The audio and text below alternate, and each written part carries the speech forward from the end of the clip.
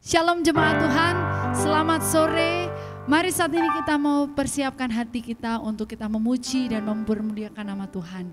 Kita akan bersama-sama berdoa untuk memulai ibadah worship at home pada sore hari ini. Kami bersyukur Tuhan, karena kami punya Allah yang baik. Kami punya Bapa yang selalu setia kepada setiap kami. Tolong sebentar Tuhan, tiba saatnya untuk kami memuji dan meninggikan nama-Mu. Kiranya pujian penyembahan kami berkenan di hati Tuhan dan dapat menjadi berkat bagi setiap kami Bapa. Dalam nama Tuhan Yesus, urapi setiap kami Tuhan. Urapi setiap hati yang rindu untuk menaikkan pujian penyembahan pada hari ini. Di dalam nama Tuhan Yesus kami mengucap syukur. Haleluya. Amin. Haleluya. Engkau baik Tuhan.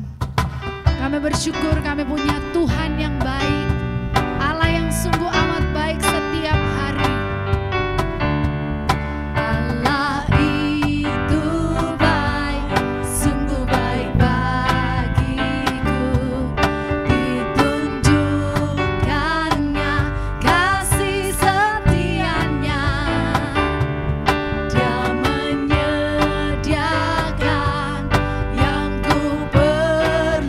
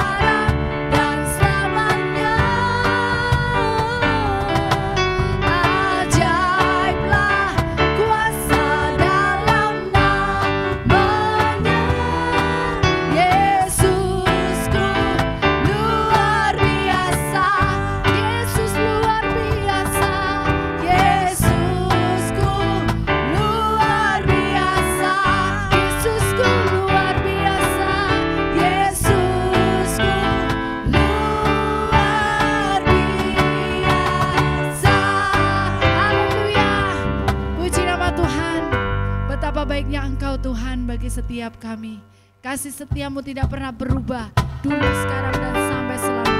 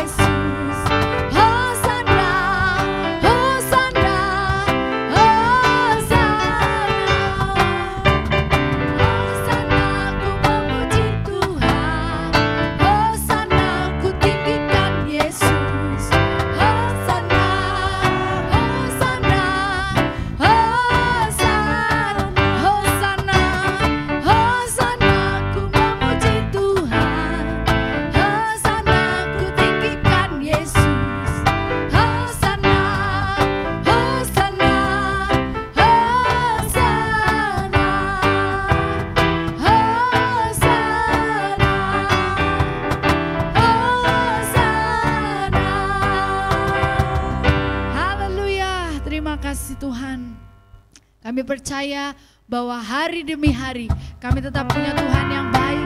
Engkau sungguh baik, Engkau teramat baik. Haleluya. Tiada berkesudahan kasih-Mu Tuhan.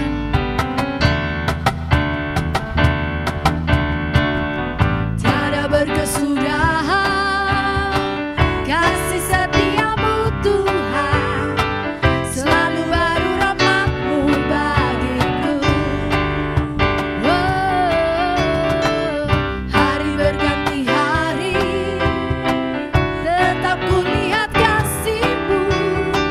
Tak pernah berakhir di hidupku. Katakan sama-sama, Tuhan Yesus baik. Sungguh baik, amat baik. Untuk selama-lamanya Tuhan Yesus baik. Tuhan Yesus baik, sungguh amat baik. Selama-lamanya Tuhan Yesus baik. Katakan tiada berkesudahan kasih-Mu. Tiada berkesudahan, kasih setia-Mu Tuhan. Selalu baru rahmat-Mu bagiku.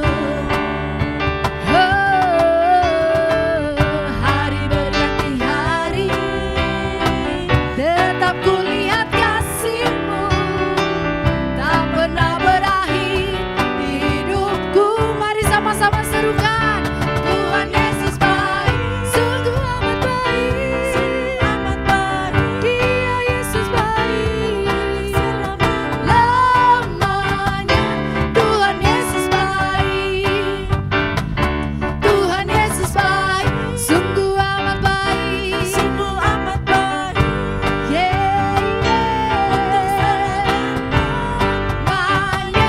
Tuhan Yesus baik.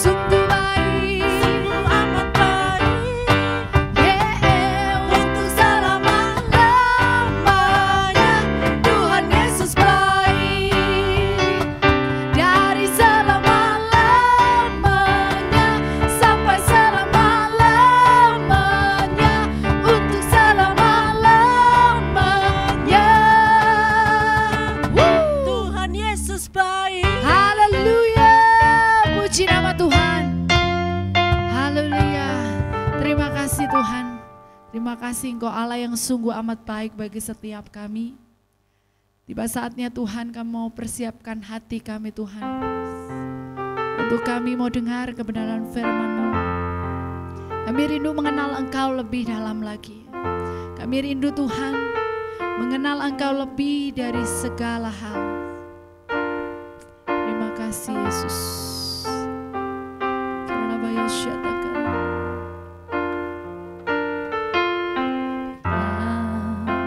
Ku buka mataku dan lihat wajah-Mu. Ku terkagum bila ku lihat hidupku dan karya tangan-Mu.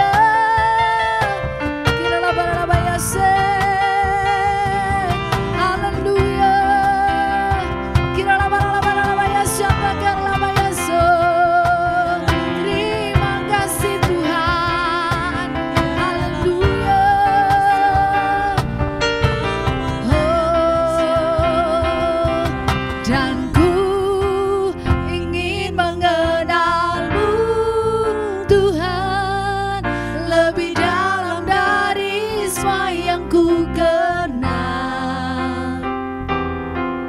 Tiada kasih yang melebihimu.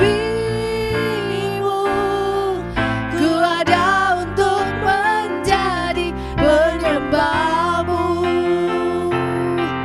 dan ku ingin mengenalmu Tuhan lebih dalam dari semua yang ku kenal. Tiada kasih yang melebihimu. Ku ada untuk menjadi penyembahmu.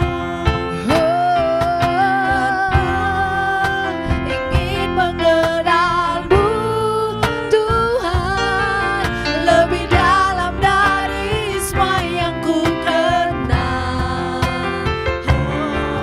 Tiada kasih yang melebihimu. Ku ada untuk menjadi penyembah.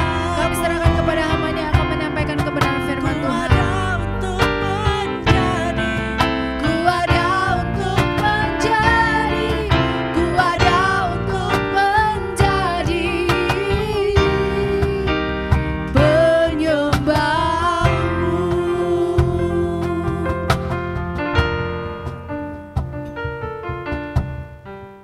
Terima kasih Tuhan Yesus untuk kesempatan yang indah ini. Kami boleh mendekat kepadamu. Hati kami rindu untuk selalu mendekat dengan Engkau ya Bapa.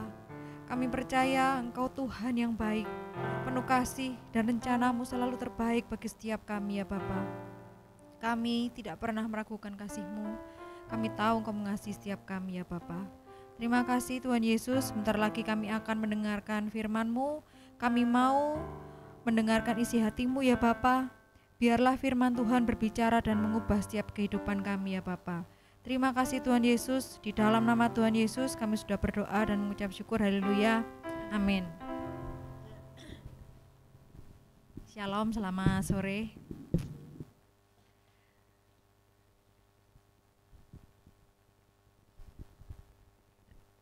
Bapak Ibu Saudara pasti sering mendengarkan kata lebih dari pemenang, dan juga pasti sering menyanyikan lagu ini ya. Kita tidak asing lagi dengan lagu lebih dari pemenang, karena lebih dari pemenang itu adalah janjinya Tuhan.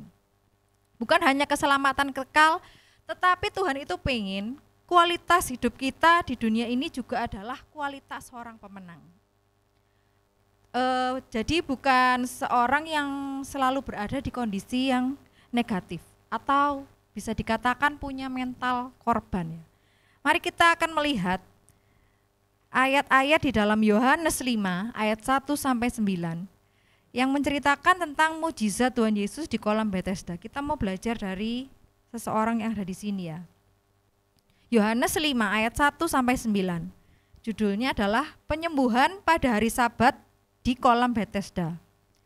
Sesudah itu ada hari raya orang Yahudi dan Yesus berangkat ke Yerusalem. Di Yerusalem dekat pintu gerbang domba ada sebuah kolam yang dalam bahasa Ibrani disebut Bethesda. Ada 5 serambinya. Dan di serambi-serambi itu berbaring sejumlah besar orang sakit. Orang-orang buta, orang-orang timpang, dan orang-orang lumpuh yang menantikan goncangan air kolam itu. Sebab sewaktu-waktu turun malaikat Tuhan ke kolam itu dan menggoncangkan air itu. Barang siapa yang terdahulu masuk ke dalamnya, sesudah goncangan air itu menjadi sembuh, apapun juga penyakitnya. Di situ ada seorang yang sudah 38 tahun lamanya sakit. Ketika Yesus melihat orang itu berbaring di situ dan karena ia tahu bahwa ia telah lama dalam keadaan itu, berkatalah ia kepadanya, maukah engkau sembuh? Kita baca sampai ayat 6 terlebih dahulu ya. Nah, di ayat 1 sampai 6 ini di situ ada backgroundnya ya, bagaimana di antara sekian banyak orang Tuhan itu memperhatikan satu orang yang sakit tadi ya, di ayat 6. Ayat 5, dari ayat 5. Di situ ada seorang yang sudah 38 tahun lamanya sakit. Ketika Yesus melihat orang itu berbaring di situ. Jadi kan yang ada di kolam Bethesda itu banyak orang. Tapi kenapa Tuhan Yesus itu bisa peduli dengan orang yang sudah sakit selama 38 tahun itu ya? Di ayat ini kita tahu bahwa kita punya Tuhan yang sangat peduli dalam kehidupan setiap kita. Jadi jangan diragukan lagi ya Bapak Ibu Saudara. Tuhan itu sangat peduli pada kehidupan kita pribadi lepas pribadi. Jadi Tuhan itu seperti yang saya katakan tadi memperhatikan kita pribadi lepas pribadi. Tuhan itu benar-benar tahu keadaan kita dan Tuhan itu sangat peduli dengan kehidupan kita. Sama dengan yang dialami oleh orang yang sakit selama 38 tahun. Dari sekian banyak orang Tuhan itu bisa melihat orang itu. Kalau Tuhan itu enggak peduli ya, pasti orang itu terluput dari pandangannya Tuhan. Dan Tuhan itu bertanya kepada seorang sakit ini ya, di ayat 6, maukah engkau sembuh? Nah, pada umumnya kalau ada pertanyaan, maukah engkau sembuh? Jawabannya pasti dua, jawabannya mau dan tidak ya. Tapi mari kita lihat apa jawabannya orang ini. Lanjut di ayat 7 ya. Ketika Tuhan Yesus bertanya tadi ya, maukah engkau sembuh? Di ayat 7, jawab orang sakit itu kepadanya, Tuhan, tidak ada orang yang menurunkan aku ke dalam kolam. Ke dalam kolam itu apabila airnya mulai goncang. Dan sementara aku menuju ke kolam itu, orang lain sudah turun mendahului aku. Nah, sampai ayat 7 dulu ya. Jadi kan kalau ada pertanyaan, maukah? Misalnya pertanyaannya lain ya, bukan maukah engkau sembuh. Maukah? Apa kamu mau makan? Pasti jawabannya mau dan tidak. Nah kayak gitu ya. Tapi orang ini malah jawabnya itu panjang. Ketika Tuhan Yesus bertanya, maukah engkau sembuh? Jawaban spontan yang keluar dari orang itu adalah tadi di ayat 7, Tuhan, tidak ada orang yang menurunkan aku ke dalam kolam itu apabila airnya mulai goncang. Dan sementara aku menuju kolam itu, orang lain sudah turun mendahului aku. Jadi panjang ya jawabannya. Nah dari sini saya bisa melihat jawaban spontan yang keluar dari orang itu yang sudah terjebak sakit selama 38 tahun tadi, itu adalah orang tersebut kondisinya ke kondisi mental korban. Nah yang pertama betul ya, ada sebuah fakta bahwa tidak ada orang yang membantunya. Tapi orang ini menjadikannya sebagai alasan. Kenapa dia tidak sembuh sampai hari ini? Jadi dia menyalahkan orang lain. Ini loh Tuhan, gara-gara tidak ada orang yang menurunkan aku ke dalam kolam itu. Nah, sementara aku mau ke kolam itu, banyak orang lain yang sudah mendahului aku. Jadi orang ini, kalau orang bermental korban itu selalu menyalahkan orang lain, menyalahkan keadaan. Nah, dan dari perkataan orang ini saya menangkap ada sebuah sikap mengandalkan orang lain. Dan kalau kita mengandalkan orang lain pasti ujung-ujungnya ya kecewa. Kan firman Tuhan berkata jangan mengandalkan manusia kayak gitu ya. Lalu kemudian dikatakan di kalimat berikutnya, sementara aku, kalau aku menuju ke kolam itu, orang lain sudah turun dulu. Artinya orang itu berkata seperti ini, usaha apapun itu yang saya lakukan gak berhasil Tuhan, karena ada orang lain yang lebih cepat dari aku. Ini orang lain sudah turun mendahului aku, jadi percuma aku berusaha ya gak bakalan bisa karena orang lain terus lebih cepat. Jadi saya menangkap bahwa orang ini sudah putus asa, tidak mau berusaha. Apa yang membuat dia tidak lagi melakukan apa-apa, tidak mau berusaha? Bukan karena keadaan lemah tubuhnya atau sakitnya ya, tapi ya itu tadi, mental korbannya yang membuat dia tidak lagi melakukan apa-apa, hanya menunggu saja, tidak berusaha untuk melakukan apa-apa. Nah, dari sini saya menyimpulkan apa itu mental korban. Nah, mental korban itu adalah pola pikir dan perasaan yang menganggap diri sendiri korban dari kesalahan orang lain atau keadaan. Itu ya namanya mental korban. Mungkin ada beberapa dari kita yang benar ya merupakan korban, misalnya mungkin kita korban ditipu, korban dari kesalahan orang lain ya, penipuan, atau korban dari sebuah peristiwa. Tapi jangan berhenti sampai dalam kondisi terus menjadi korban.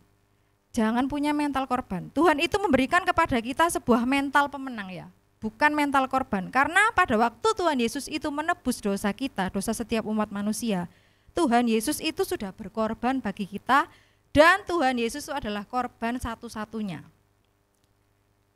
Jadi Tuhan Yesus itu merupakan korban yang dibutuhkan untuk seluruh kehidupan kita ya. Dan Tuhan Yesus mengajarkan kita untuk tidak hidup sebagai korban atau punya mental korban. Tapi Tuhan Yesus mengajarkan supaya kita itu mau berkorban bagi orang lain. Di sini saya mencatat ciri-ciri mental korban itu seperti apa. Yang pertama, ya seperti orang itu tadi, seperti yang dilakukan orang sakit tadi di ayat 7. Yang pertama, mudah menyalahkan keadaan atau orang lain. Kemudian yang kedua, mengandalkan belas kasihan orang lain. Nah, kalau kita seperti yang saya bilang tadi, kalau kita mengandalkan orang lain, mengandalkan belas kasihan orang lain, ujungnya kalau tidak sesuai harapan kita, pasti kita kecewa. Dan yang ketiga, yang kita bisa pelajari dari orang itu tadi, orang itu tidak mau berusaha. Nah, tapi Tuhan Yesus itu baik ya, seperti yang pujian kita naikkan, Tuhan Yesus itu selalu baik. Karena Tuhan Yesus baik, dia tidak mau membiarkan orang itu yang ada di pinggir kolam itu terus-menerus dalam keadaannya. Dan di sini saya menangkap gini ya, Tuhan Yesus itu berarti adalah sumber perubahan segala yang baik dalam semua kehidupan kita.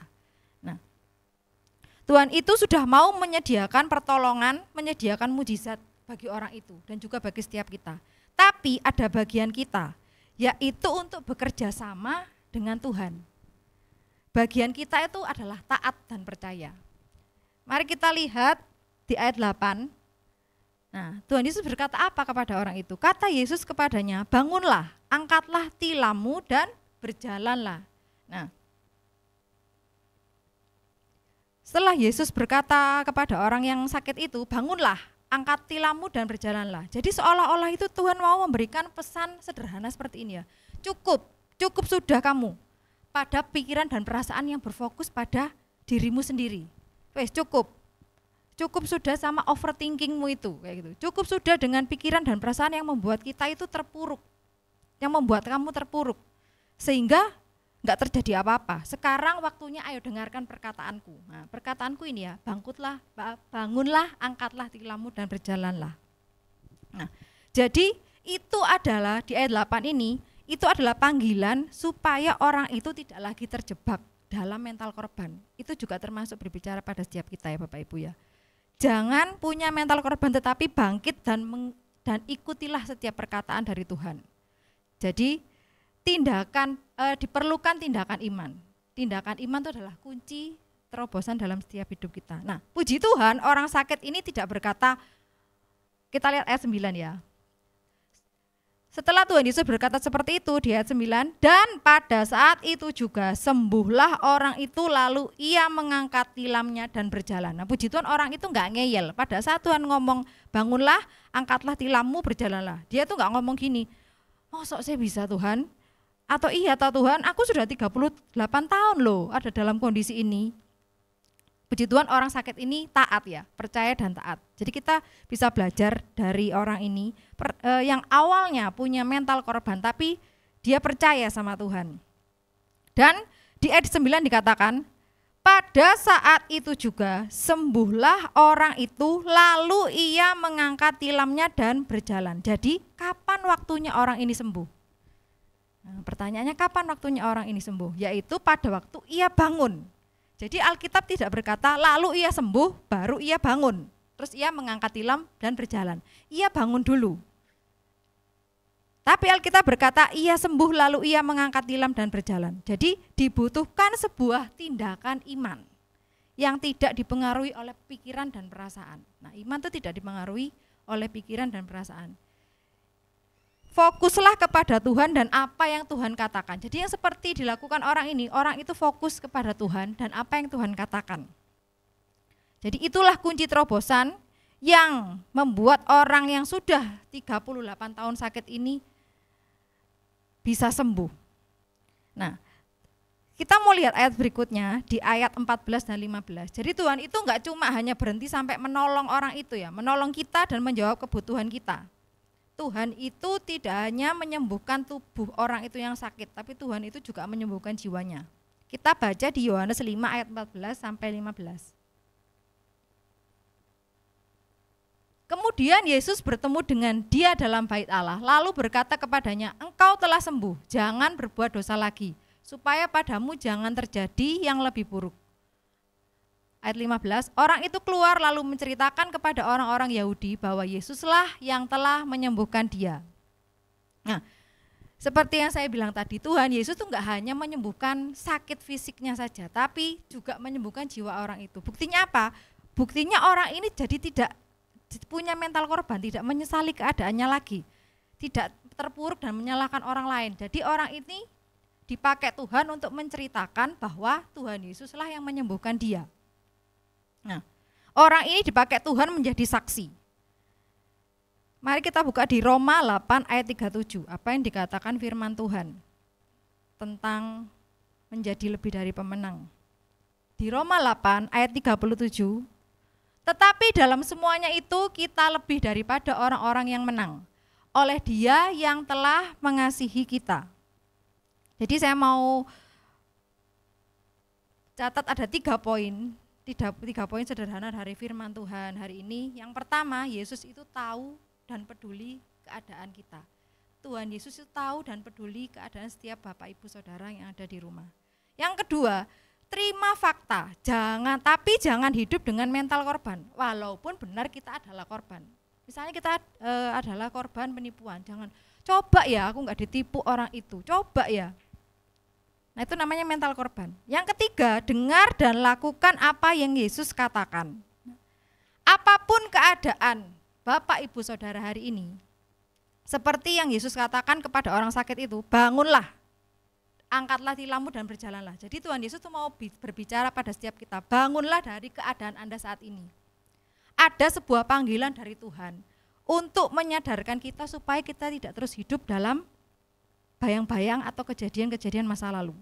Jadi kalau mental korban itu orangnya selalu bilang seandainya ya, seandainya saya enggak seperti ini, seandainya, nah saya dulu juga orangnya pernah hidup dalam mental korban. Pada waktu kan saya dulu mau masuk kuliah. Nah, kampus yang saya inginkan itu tidak sesuai dengan universitas yang saya pilih. Tidak sesuai dengan yang saya inginkan. Kan ada pilihan pertama, pilihan kedua. Ternyata nilai saya enggak masuk di pilihan yang pertama. Jadi saya masuk ke pilihan kedua, itu di Jember. Nah, itu saya langsung di tahun-tahun pertama masih, dan jurusannya juga aslinya saya tuh milihnya pokok milih kayak gitu loh. Jadi tidak sesuai dengan keinginan saya. Nah, tahun pertama masih oke karena materinya masih gampang. Nah, masuk tahun ketiga, keempat itu sudah mulai kok susahnya kayak gitu. Jadi saya mulai punya mental korban. Seandainya ya, kalau aku nggak di sini, nggak ambil jurusan ini, wah pasti aku nggak bakalan pusing lah kayak gini. Jadi saya bukannya belajar, malah saya itu kayak menyalahkan keadaan. Jadinya apa yang terjadi? Nilai saya nggak tambah baik, tambah buruk. Nah itu yang dinamakan mental korban. Seandainya ya aku, misalnya seandainya kalau aku tidak ketipu mungkin aku bisa ini. Pokoknya kalau mental korban itu kata-katanya selalu pakai kata-kata seandainya. Tapi apa yang dimaksud dengan mental pemenang? Kalau orang punya mental pemenang itu adalah orang yang berkata sekalipun ya. Sekalipun kondisinya begini, sekalipun keadaannya begini, sekalipun kenyataan yang ada di lapangan itu enggak enak. Tapi saya percaya Tuhan itu sudah meletakkan Roh Kudus ya, yang membuat saya ini menjadi kuat.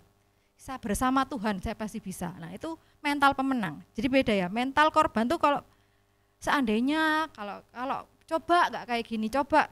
Tapi kita mau ubah perkataan kita ya, jangan berkata seandainya, tapi katakan sekalipun. Sekalipun semuanya yang enggak enak itu terjadi ya, bersama dengan Tuhan, saya pasti bisa melaluinya. Dan saya akan keluar menjadi pemenang. Nah, kalau kita sudah punya mental pemenang, otomatis kita bisa melewati semua proses yang ada di dalam kehidupan kita. Nah, saya diberkati dengan sebuah lagu yang sudah gak asing lagi ya. Lagu Bagi Tuhan Tidak Ada Yang Mustahil. Itu yang liriknya yang pertama ya. Ku yakin saat engkau berfirman, ku menang saat engkau bertindak. Hidupku hanya ditentukan oleh perkataanmu. ditentukan oleh perkataan firman Tuhan ya, bukan perkataan orang lain, bahkan bukan perkataan diri sendiri, hati sendiri gitu ya. Kemudian dikatakan juga, ku aman karena engkau menjaga, ku kuat karena engkau menopang, hidupku hanya ditentukan oleh kuasamu. Nah, hidup kita ini bukan ditentukan oleh keadaan sekarang. Ada yang namanya mujizat, terobosan itu menanti kita, asal kita mau melakukan yang namanya itu tadi, bangun, taat, dan percaya dengan apa yang Tuhan katakan. Jadi mari kita belajar, meskipun orang itu tadi awalnya punya mental korban, tapi karena dia taat dan percaya, dia mengalami terobosan dalam kehidupannya. Mari kita menyanyikan lagu ini ya. Bagi Tuhan tak ada yang mustahil. Karena liriknya ini sangat bagus sekali ya. Hidup kita hanya mengandalkan perkataan dari Tuhan, firman Tuhan. Gak usah peduli dengan perkataan orang lain, mau orang berkata diri kita ini seperti apa, tapi kita pedomannya tetap kembali kepada firman Tuhan.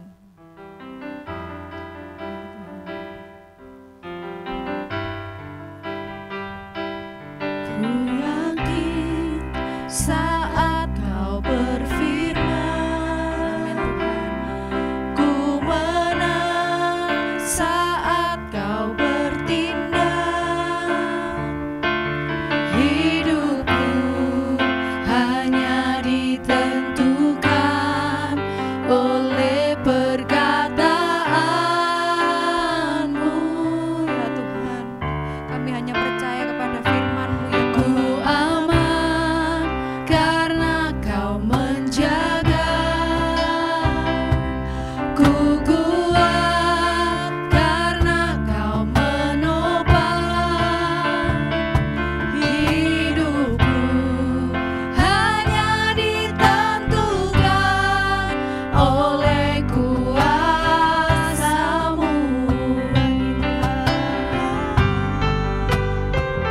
Bagi Tuhan tak ada yang mustahil. Bagi Tuhan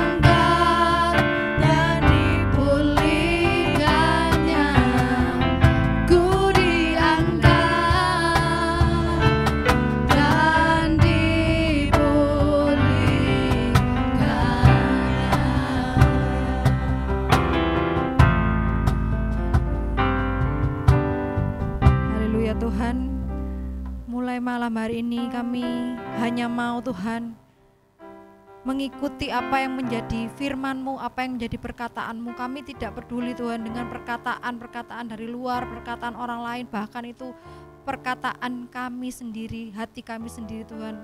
Kami hanya mau berpegang pada firman-Mu ya Tuhan, karena kami tahu firman-Mu itu selalu benar Tuhan dan selalu menuntun setiap kehidupan kami ya Bapa.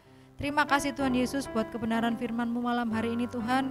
Kami tidak mau menjadi orang yang mempunyai mental korban, tapi kami tahu Tuhan kami adalah orang-orang yang lebih dari pemenang Tuhan. Bersama dengan Engkau Tuhan kami bisa Tuhan melewati apapun Tuhan hal yang terjadi dalam setiap kehidupan kami ya Bapa. Biarlah setiap firman-Mu yang sudah disampaikan Tuhan tidak berlalu dengan sia-sia Tuhan, tapi kami bisa melakukannya dan bisa berbuat dalam setiap kehidupan kami ya Bapa. Terima kasih Tuhan Yesus, di dalam nama Tuhan Yesus kami sudah berdoa.